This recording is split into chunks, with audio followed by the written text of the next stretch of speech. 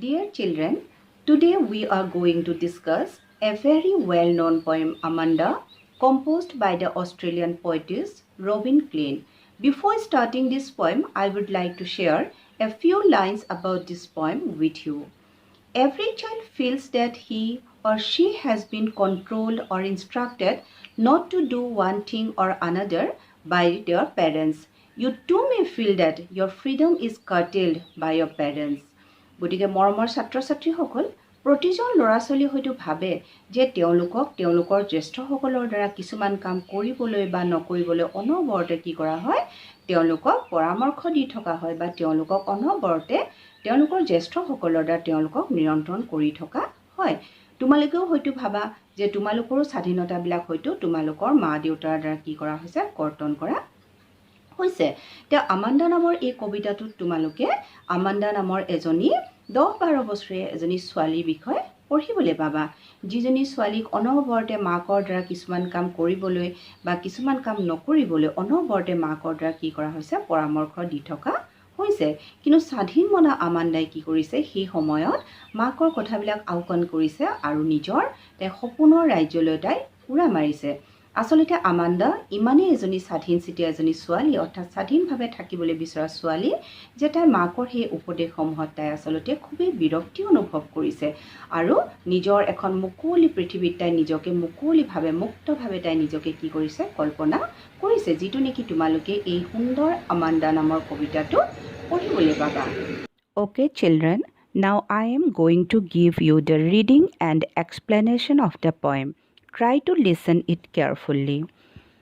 Amanda, don't bite your nails, Amanda. Don't hunch your shoulders, Amanda. Stop that slouching and sit up straight, Amanda. There is a languid emerald sea where the sole inhabitant is me, a mermaid drifting blissfully. Did you finish your homework, Amanda? Did you tidy your room, Amanda? I thought I told you to clean your shoes, Amanda. I am an orphan, roaming the street. I pattern soft dust with my hushed bare feet. The silence is golden, the freedom is sweet. Don't eat that chocolate, Amanda. Remember your acne, Amanda. Will you please look at me when I am speaking to you, Amanda? I am Rapunzel. I have not a care. Life in a tower is tranquil and rare. I will certainly never let down my bright hair. Stop that sulking at once, Amanda. You are always so moody, Amanda. Anyone would think that I nagged at you, Amanda. By Robin Klein. Now, first stanza. Don't bite your nails, Amanda. Don't hunch your shoulders, Amanda. Stop that slouching and sit up straight, Amanda. Eta first stanza tut Amanda make koise je don't bite your nails, Amanda. Je Amanda tumi নখ কামুৰি নাথাকিবা যেনেকৈ কিছুমান ল'ৰা ছোৱালীৰ কিছুমান bed habits থাকে ধৰা নখ কামুৰি থাকে চুলি টানি থাকে কাণটো উজাই থাকে তেনেকুৱা ধৰণৰ কিছুমান বেড হেবিটছ থাকে এটা আমাণ্ডাক মাকে কৈছে যে আমাণ্ডা তুমি তোমাৰ নখ কামুৰি তুমি নাথাকিবা Don't hunch your shoulders, Amanda. আৰু Amanda, তুমি তোমাৰ কান্ধ shoulder মানে হ'ল কান্ধ তুমি তোমাৰ কান্ধ hunch মানে হ'ল কুজা হৈ থকা যে তুমি তোমাৰ কান্ধ কুজা কৰি তুমি নাথাকিবা Stop that slouching and sit up straight, Amanda.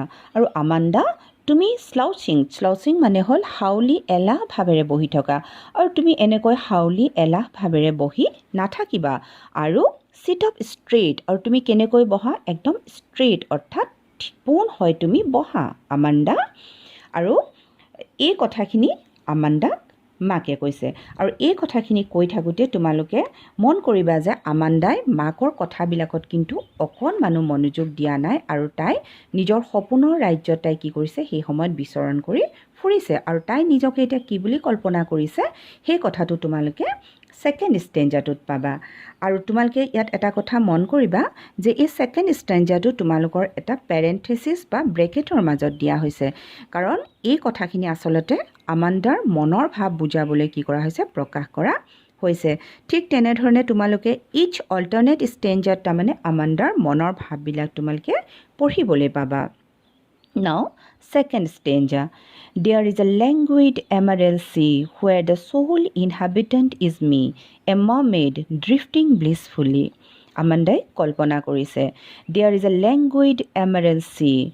Ekhon languid অৰ্থাৎ relaxed, ধীৰ স্থিৰ আৰু emerald মানে হ'ল সেউজীয়া ৰঙৰ আৰু এখন সেউজীয়া ৰঙৰ ধীৰ স্থিৰ এখন সাগৰ আছে where the sole inhabitant is me যিখন সাগৰৰ একমাত্ৰ বাসিন্দা sole inhabitant মানে হ'ল একমাত্ৰ বাসিন্দা হম কোন মই a mermaid drifting blissfully mermaid মানে হ'ল এগৰাকী মৎস্যকন্যা বা জলপৰী বুলি যাক আমি কওঁ অৰ্থাৎ আধা নাৰী আৰু আধা মাছৰ আকৃতি আৰু সেই সাগৰখনত মই কেনেকুৱা ধৰণে থাকিম মই এজনী জলপৰী হৈ থাকিম ড্ৰিফটিং ব্লিছফুলি ড্ৰিফটিং মানে হ'ল মুভিং শ্লোলি লাহে লাহে তাত মই গতি কৰিম আৰু কেনেকৈ গতি কৰিম ব্লিছফুলি অৰ্থাৎ খুবেই আনন্দৰে ভেৰি হেপিলি মই তাত কি কৰিম গতি কৰিম next third stanza Did you finish your homework, Amanda? Did you tidy your room, Amanda? I thought I told you to clean your shoes, Amanda. পুনৰ মাকে আমাণ্ডাক কয় যে Amanda Did you finish your homework, Amanda? যে Amanda তুমি তোমাৰ homework বা ঘৰুৱা কাৰ্য সমাপ্ত কৰিলানে Did you tidy your room, Amanda? যে আমাণ্ডা তুমি তোমাৰ ৰুমটো পৰিষ্কাৰ কৰিলানে tidy মানে হ'ল পৰিষ্কাৰ কৰা I thought I told you to clean your shoes, Amanda. আৰু আমাণ্ডা মই ভাবোঁ যে মই তোমাক তোমাৰ জোতাযোৰো মই চাফা কৰিবলৈ কৈছিলোঁ পুনৰ তোমালোকে মন কৰিবা ফ'ৰ্থ ষ্টেঞ্জাটোত মন কৰিবা যে আমাণ্ডাই পুনৰ কি কৰিছে মাকৰ কথাবিলাকত অকণমানো মনোযোগ দিয়া নাই বা অকণমানো তাই গুৰুত্ব দিয়া নাই আৰু তাই কি কৰিছে নিজৰ সপোনৰ ৰাজ্যত নিজকে কল্পনা কৰিছে I am an orphan roaming the street. I pattern soft dust with my hushed bare feet. The silence is golden, the freedom is sweet. Amandai nijoke kil buli kalpona korise. I am an orphan. Moi ejoni ghat maura swali. Ghat maura orphan mane hol ghat maura orthat jibilak lora swaliye mak deutak duyo jonoke heruaise. এতিয়া Amanda চোৱা কিমান স্বাধীন চিতিয়াবাকে থাকিব বিচৰা এজনী ছোৱালী যিজনী ছোৱালীয়ে নিজকে ঘাট মাউৰা মই এজনী ছোৱালী বুলিও কল্পনা কৰিছে ৰোমিং দ্য ষ্ট্ৰীট মই ৰাস্তাসমূহত বা পথসমূহত মই অনাহাই বনাই ঘূৰি থকা মই এজনী ঘাট মাউৰা ছোৱালী I pattern soft dust with my hasty bare feet আৰু মই এতিয়া ৰাস্তাত কেনেকৈ মই ঘূৰি আছোঁ আই পেটাৰ্ণ ছফ্ট ডাষ্ট পেটাৰ্ণ মানে বিভিন্ন ধৰণৰ নক্সা বনোৱা ছফ্ট ডাষ্ট মানে হ'ল কোমল ধূলিত উইথ মাই হাষ্ট মানে হ'ল কোমল আৰু নীৰৱ বেয়াৰ ফিট মোৰ খালী ভৰিৰে মই কি কৰিছোঁ ৰাস্তাত কোমল ধূলিবিলাকত বিভিন্ন ধৰণৰ মই নক্সা বনাইছোঁ যেনেকৈ তোমালোকেও হয়তো সৰুতে ধূলিত বিভিন্ন ধৰণৰ নক্সা বনাইছিলা নহয় জানো ঠিক তেনেধৰণে আমাণ্ডাও কল্পনা কৰিছে যে তাই যদি এজনী ঘাট মাৰা ছোৱালী হ'লহেঁতেন তাই সেই ধূলিত বিভিন্ন ধৰণৰ নক্সা বনাই বাটে পথে তাই ঘূৰি ফুৰিলেহেঁতেন the silence is golden the freedom is sweet নীৰৱতাটো খুবেই সোণালী আৰু স্বাধীনতাটো হ'ল খুবেই মধুৰ next stanza Don't eat that chocolate, Amanda. Remember your acne, Amanda. Will you please look at me when I am speaking to you, Amanda? পুনৰ আমাণ্ডাক মাকে কয় যে আমাণ্ডা তুমি চকলেট নাখাবা চকলেটটো তোমালোকে সকলোৱে খাই পাইছা নহয় জানো যে আমাণ্ডাক মাকে কৈছে যে আমাণ্ডা তুমি চকলেট নাখাবা ৰিমেম্বাৰ ইয়ৰ একনি আমাণ্ডা যে আমাণ্ডা তোমাৰ সেই একনিবিলাকৰ কথা মনত পেলোৱাচোন তোমাৰ সেই পিম্পলছবিলাক যিবিলাক আমি শালমইনা বুলি কওঁ শালমইনাবিলাকৰ কথা মনত পেলোৱাচোন সাধাৰণতে ধৰা এই টিনেজাৰ বা কৈশোৰ বয়সত সেই শালমইনা বা ছালৰ এই সমস্যাটো সাধাৰণতে কিছুমানৰ ক্ষেত্ৰত আচলতে দেখা দিয়ে গতিকে আমাণ্ডাক মাকে কৈছে যে তোমাৰ সেই শালমইনাবিলাকৰ কথা তুমি মনত পেলোৱাচোন will you please look at me when I am speaking to you Amanda আৰু আমাণ্ডা মই যেতিয়া তোমাৰ লগত কথা পাতোঁ তুমি অনুগ্ৰহ কৰি মোৰ পিনলৈ চাবানে আচলতে আমাণ্ডাক যেতিয়া মাকে কথাবিলাক কৈ থাকে তাৰ আমাণ্ডাই যিহেতু তাই নিজৰ সপোনৰ ৰাজ্যত থাকে গতিকে মাকৰ কথাবিলাক আচলতে তাই মনোযোগ নিদিয়ে আৰু মাকলৈ নাচায় আৰু সেইকাৰণে মাকে কৈছে যে আমাণ্ডা মই যেতিয়া তোমাক কিবা এটা কথা কওঁ তুমি অনুগ্ৰহ কৰি মোৰ মুখলৈ তুমি চাবানে তা আমাণ্ডাই পুনৰ কল্পনা কৰিছে next ষ্টেঞ্জাৰটোত I am Rapunzel. I have not a care. Life in a tower is tranquil and rare. I will certainly never let down my bright hair. এতিয়া এবাৰ আমাণ্ডাই নিজকে কি বুলি কল্পনা কৰিছে চোৱা I am Rapunzel. মই ৰাপুঞ্জেল।